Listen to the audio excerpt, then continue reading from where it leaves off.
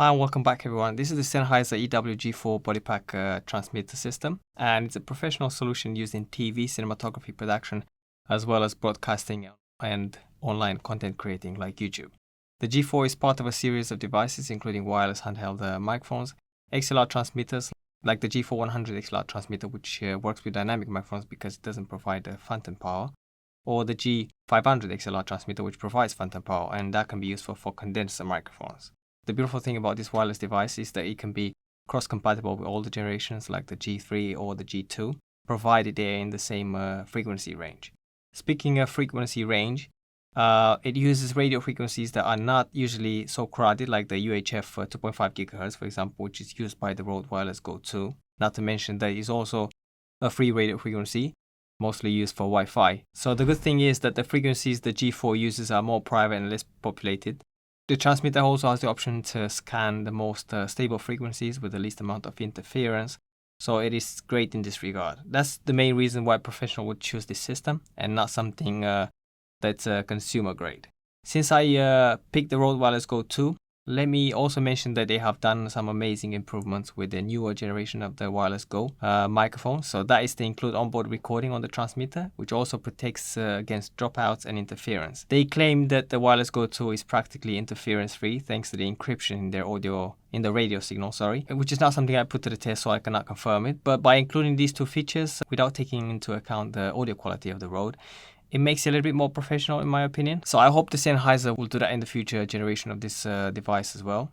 Now, although the G4 is a great device, there's an important detail that you should be aware of. Some radio frequencies that it uses are sometimes government regulated. So what that means, some frequencies are not available for the public and some are available to the public, but they're licensable. In other words, you'll have to purchase a license to use them.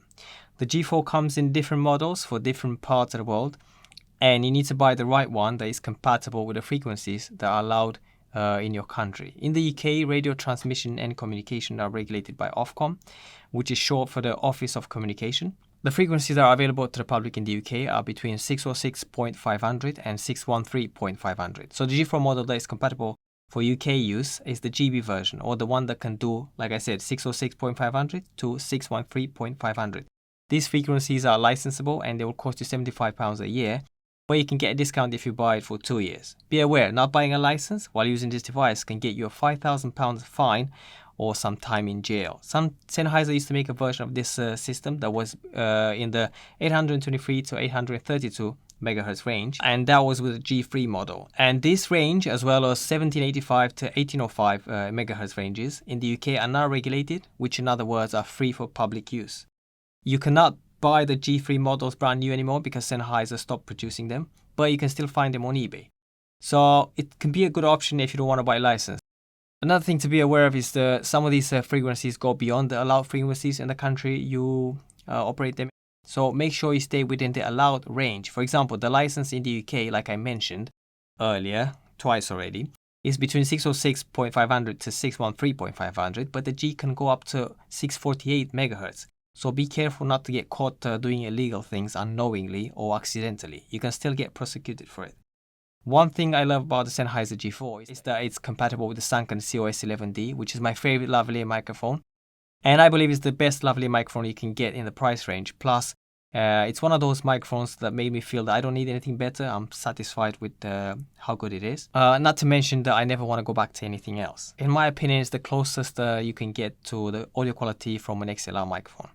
And I know there's other options like there from DPA, Sennheiser, Countryman, Sony, or what have you, which are also very good. And although I have not tried them all, out of the ones that I have tried, the Samson is my favorite. One thing I don't like about the Sennheiser is that it cannot be used for traveling. Countries are different and the allowed frequencies that are available to the public will vary. Therefore, it's not the best option for traveling, unless you're traveling only in the UK. That's why I have both the G4 and the Rode Wireless Go 2. The Rode Wireless Go 2 can be used, I believe, almost anywhere on the planet for free.